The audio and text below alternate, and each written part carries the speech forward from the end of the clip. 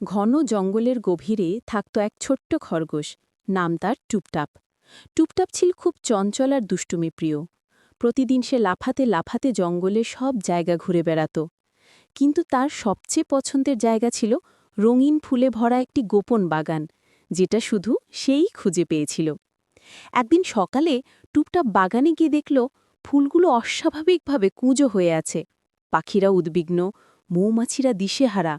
সবাই বলল, রাতের মধ্যে এক অদ্ভুত কালো ধোঁয়া এসেছে।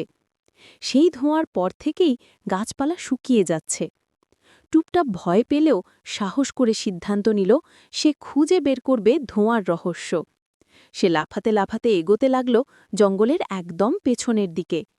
সেখানে একটি গুহা থেকে ধোঁয়া বের হচ্ছে।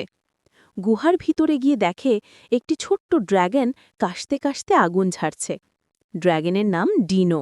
গলায় ব্যথা থাকায় সে ঠিকভাবে আগুন নিয়ন্ত্রণ করতে পারছিল না।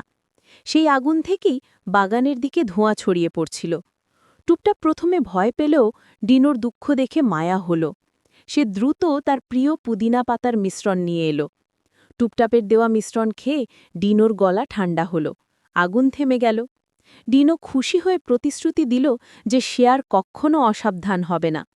পরদিন সকালে টুপটাপ যখন বাগানে গেল, দেখল ফুলগুলো আবার হাসছে, পাখিরা গান করছে, মৌমাছিরা কাজ করছে। টুপটাপও মনে মনে হাসল, একটি ছোট সাহায্য পুরো জঙ্গলকেই রক্ষা করেছে।